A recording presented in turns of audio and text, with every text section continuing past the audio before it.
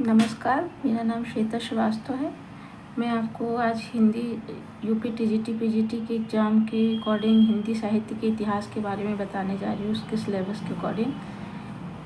सबसे पहले आइए हम जानते हैं कि हिंदी साहित्य का इतिहास क्या है। सबसे पहले जानते हैं इतिहास क्या है। इतिहास किसे कहते हैं। इति का अर्थ होता है समाप्त होना, ह मतलब होता है निश्चित, अस मीन्स होता है होना, अर्थात जो निश्चित रूप से बीत गया है उसे हम क्या कहते हैं, इतिहास कहते हैं। इतिहास में वास्तविक घटनाओं का समावेश किया जाता है, बीते हुए समय की वास्तविक घटनाओं का समावेश किया जाता है। ठीक है, इतिहास का डेफिनेशन आपको क्लियर हो गया होगा कि इतिहास किसे कहते हैं। बीते हुए समय की जो वास्तविक घटनाएं होती हैं उन्हें हम इतिहास कहते हैं। अब जानते हैं साहित्य के इतिहास के बारे में। क्या है साहित्य का इतिहास। मनुष्य के सामाजिक एवं सांस्कृतिक जीवन का विश्लेषण ही साहित्य है। अर्थात मनुष्य के समाज, जो समाज है, जिस समाज में मनुष्य रहता है उसमें जो सांस्कृतिक गतिविधियाँ होती हैं, जो सामाजिक गतिविधियाँ होती हैं, उनका विश्लेषण करके लेखक जो लिखता है उसे हम क्या कहते हैं, साहित्य कहते हैं। डॉक्टर नगेंद्र ने, कुछ विचारकों ने इसके बारे में अपने विचार भी व्यक्त किए हैं। जैसे डॉक्टर नगेंद्र ने बोला है, साहित्य का इतिहास बदलती हुई अभिरुचियों और संवेदनाओं का इतिहास होता है, जिसका सीधा संबंध आर्थिक और चिंतनात्मक परिवर्तन से है। अर्थात साहित्य का इतिहास क्या है, अभिरुचियाँ, मतलब कि एक लेखक की रुचि, अभिरुचि क्या है, उसकी संवेदनाएं क्या हैं, उसके बारे में हमें बतलाता है और इसका संबंध उसकी चिंतनात्मक दृष्टि से होता है। इस प्रकार आचार्य रामचंद्र शुक्ल ने लिखा है,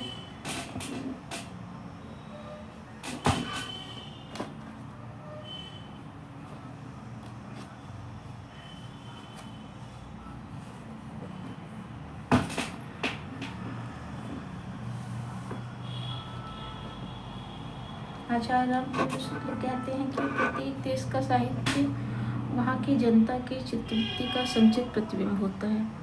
अर्थात जिस भी देश का साहित्य लिखा जाता है वो वहाँ की जो जनता सोचती है, उसके मन में जो चलता है, उसका प्रतिबिंब होता है। तब यह निश्चित है कि जनता की चित्तवृत्ति में परिवर्तन के साथ साथ साहित्य के स्वरूप में भी परिवर्तन होता चला जाता है। तो क्या ये कह सकते हैं कि जनता के जब मन में परिवर्तन होता है तो उसके साथ साथ उसके साहित्य में भी परिवर्तन होता चला जाएगा। जनता जैसा सोचती है, जैसा विचारती है, वैसा ही क्या होता है, साहित्य का स्वरूप बनता चला जाता है। आदि से अंत तक इन्हीं चित्तवृत्तियों की परंपरा परखते हुए साहित्य परंपरा के साथ उनका सामंजस्य दिखाना ही साहित्य का इतिहास कहलाता है। अर्थात रामचंद्र शुक्ल कहना चाहते हैं कि जिस भी देश का साहित्य बनता है वो वहाँ की जनता के मन में जो विचार चलते हैं उसका एक तरह से वो प्रतिबिंब होता है, छाया होती है। इस तरह से समय समय पर क्या होता है, जनता के स्वरूप में, जनता के मन स्थिति में, उनके विचारों में परिवर्तन होता रहता है। इसीलिए हर कालखंड में आपको क्या होता है, साहित्य में परिवर्तन देखने को मिलेगा। अतः साहित्य का इतिहास समाज, संस्कृति, राजनीतिक विचारधारा, साहित्यिक प्रतिभा एवं रचनात्मकता के क्रमिक परिवर्तन को क्रमबद्ध रूप से प्रस्तुत करता है।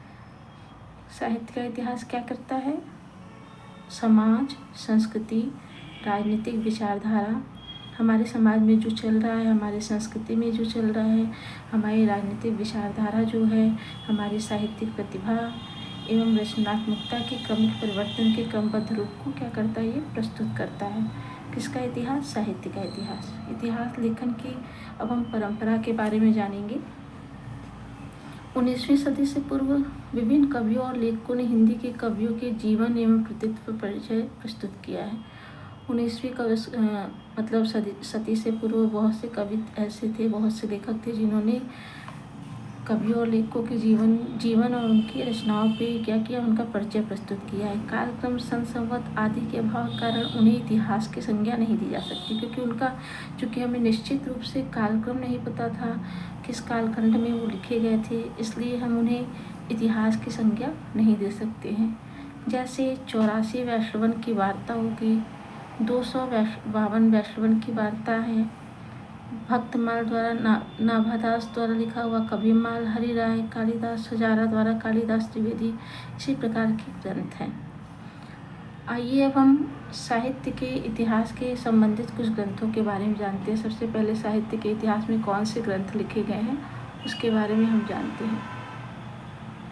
सबसे पहले इस्तवारदलाल लित्तित्यूर इंदुई ए हिंदुस्तानी ग्रंथ लिखा गया। ये ग्रंथ एक फ्रेंच विद्वान के द्वारा लिखा गया था, फ्रेंच भाषा में लिखा गया था।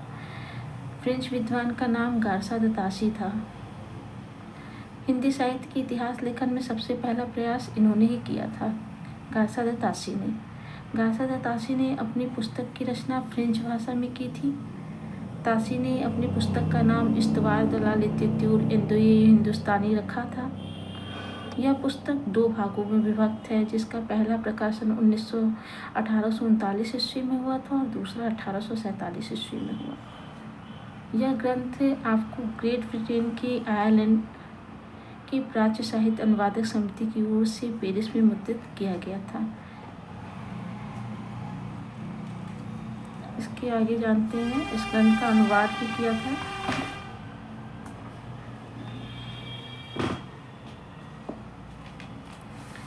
इस्तवारदलाल लित्तित्यूर इंदुई हिंदुस्तानी का द्वितीय संस्करण 3 भागों में विभक्त हो गया, जिसका प्रकाशन सन 1871 ईस्वी में हुआ। तीसरे भाग का इनके प्रकाशन 1871 ईस्वी में हुआ।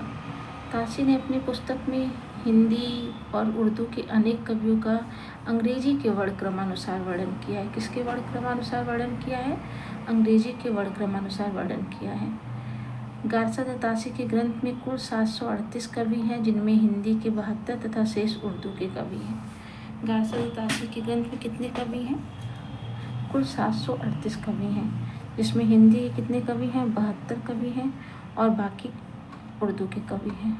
डॉक्टर लक्ष्मी सागर वार्ष्णेय ने तासी के ग्रंथ का हिंदी अनुवाद हिंदुई साहित्य का इतिहास नाम से प्रकाशन सन 1952 ईस्वी में कराया था।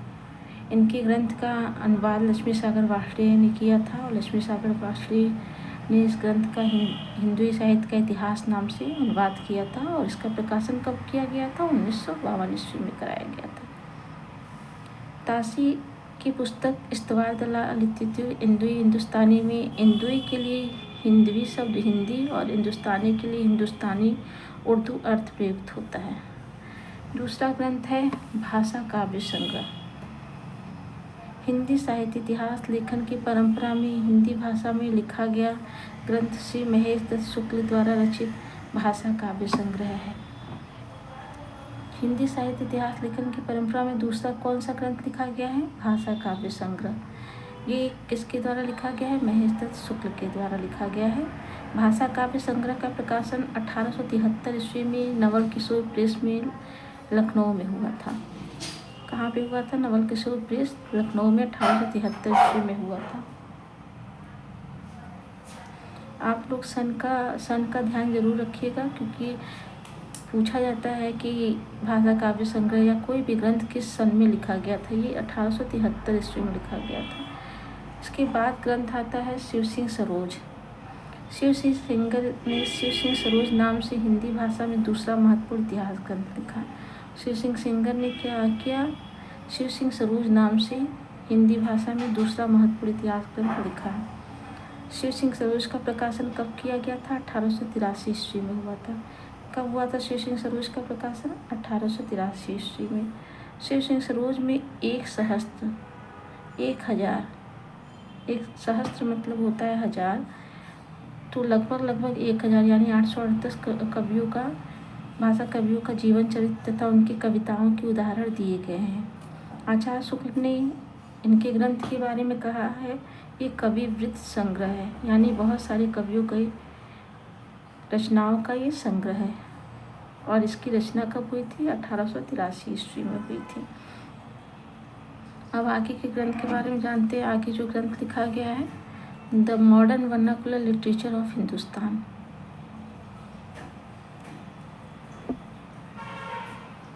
इस ग्रंथ का यह ग्रंथ 1888 ईस्वी में एशियाटिक सोसाइटी ऑफ बंगाल की पत्रिका के विशेषांक के रूप में ग्रियर्सन द्वारा रचित the modern vernacular literature of Hindustan का प्रकाशन हुआ।